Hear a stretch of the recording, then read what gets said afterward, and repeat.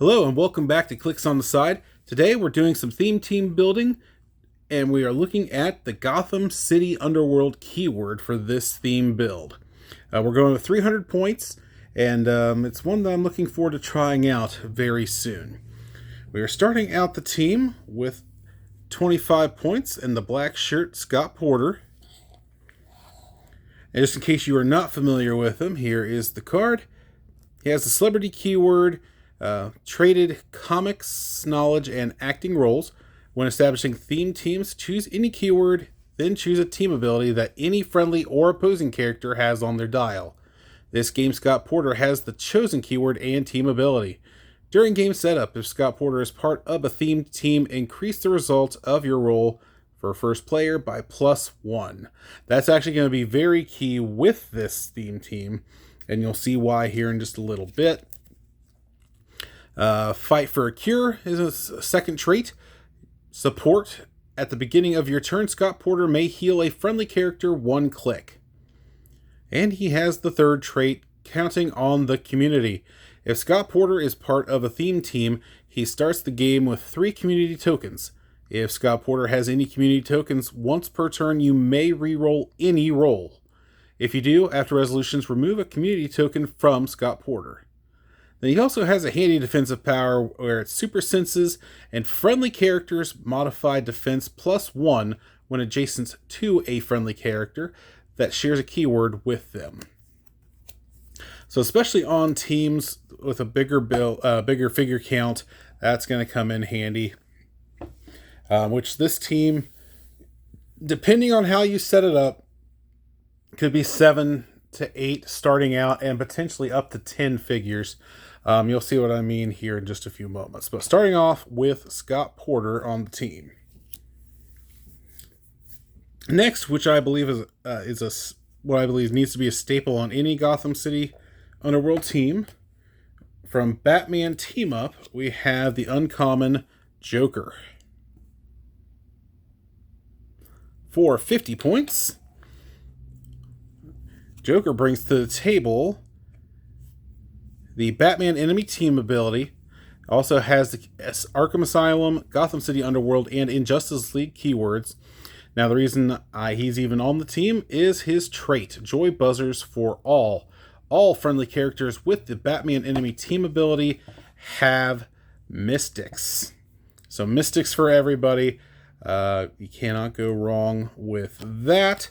He is 6 clicks long, starting off with the plasticity and the poison. Shape change and super senses combo is always good. He's not supposed to be up in the fight right away, but it's nice to know he has some survivability if he needs to be. You want to keep him up as long as possible so that trait is active for as long as possible. But for that trait, that is why he is on this team. Alright, next up, also from the Batman Team Up set, we are going with the rare Bane. Now, Bane has 2 starting clicks. He is going to be on his lower click at 40 points.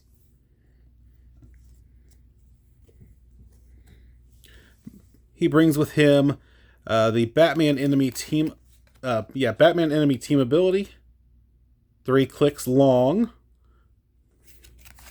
Starts off with a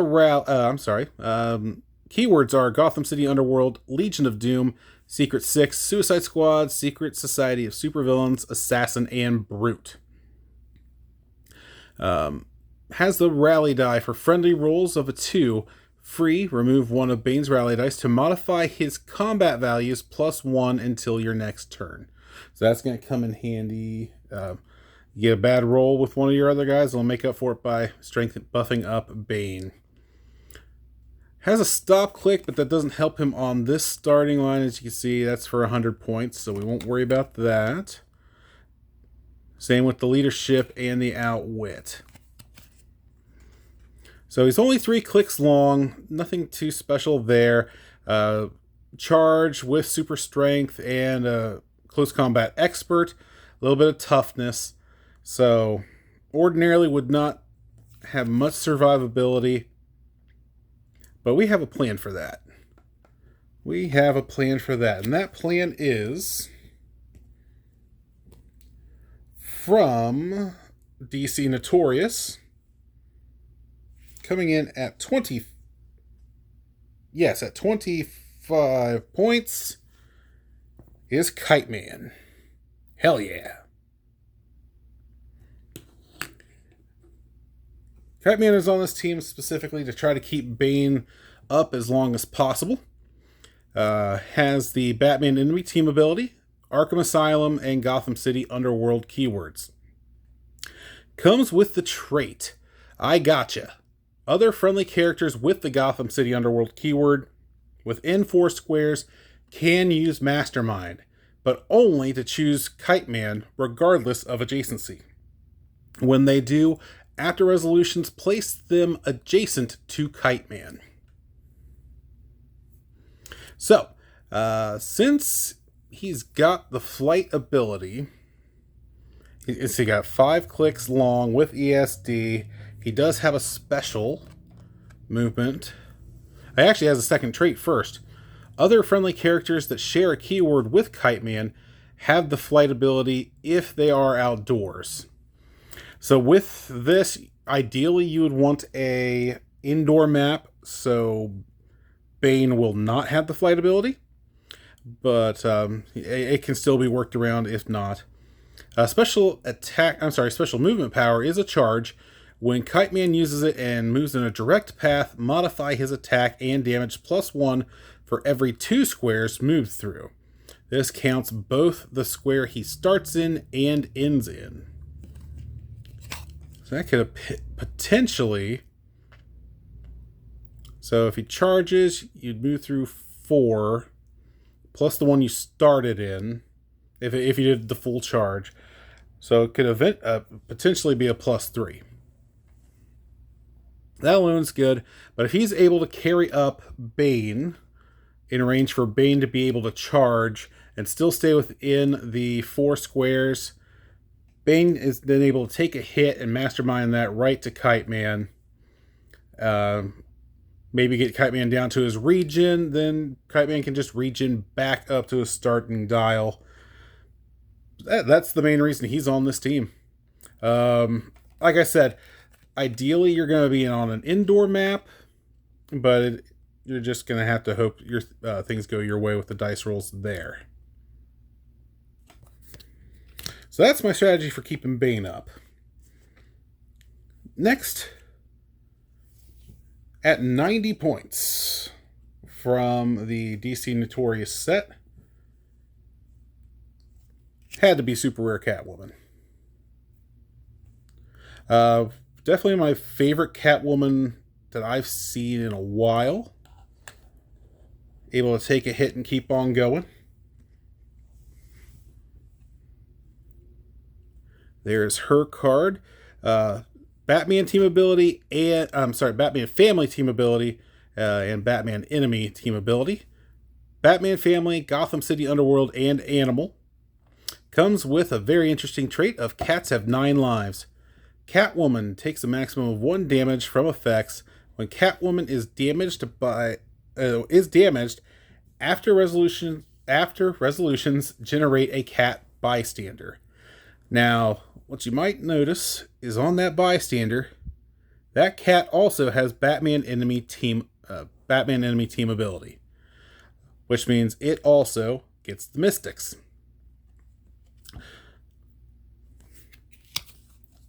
There we are. She also has an unfortunate trait, but I understand why. I am Catwoman, hear me roar. Catwoman can't be chosen for Mastermind or healed. So unfortunately, you can't use Kite Man to help her out. But the fact that she is guaranteed to take at least 9 hits, or be damaged 9 ways, whether that's poison or what have you, seeing how there's no reducers, that can be something you run into. But she is at least guaranteed to take 9 damage. So that is very nice. She also has improved movement with elevated. Now with that cat bystander, in case you like me, and like the Pogs are fine, but if there can be a physical figure, I'd like to get one. If you're lucky enough to have been around for World's Finest, or if you can find any online, I was able to find one, but World's Finest number 13 is a black cat. And it actually has on its first top dial the same stats. It just doesn't have a Batman Enemy Team ability on there, but if you wanted to go that route, you could. The Dice and Token pack also has some of the Pogs, so if you want to do it that way. Now, what I found interesting is our next piece, and at 40 points from the DC Notorious, we are bringing in the Penguin. Super rare. Why are we bringing in the Penguin? Because, well, he doesn't want to focus. There he is. This penguin can actually fly.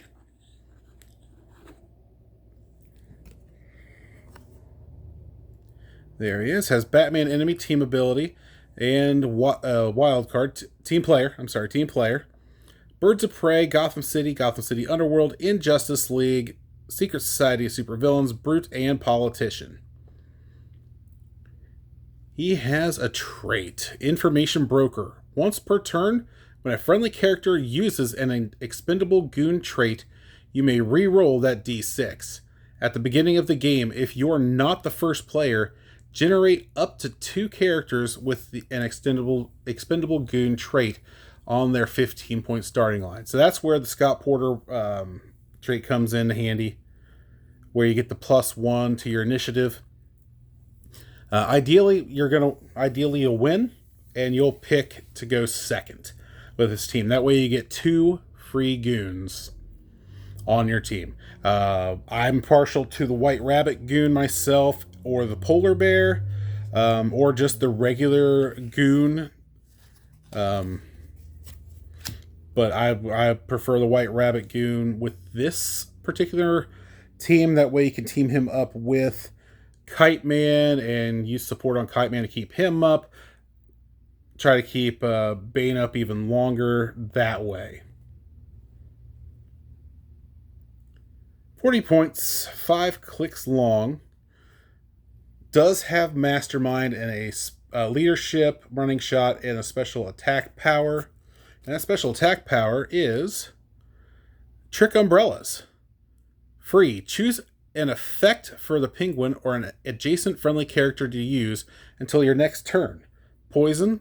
Smoke Cloud is free, but only to generate 3 markers. Blades Claws, Fangs, and Precision Strike. Or Energy Explosion and Knockback. So that's one of the key parts of this team to me. You're going to let Penguin carry up Catwoman. And we'll stay adjacent to Catwoman, so we're just going to use Catwoman to tie up their big piece, we'll say.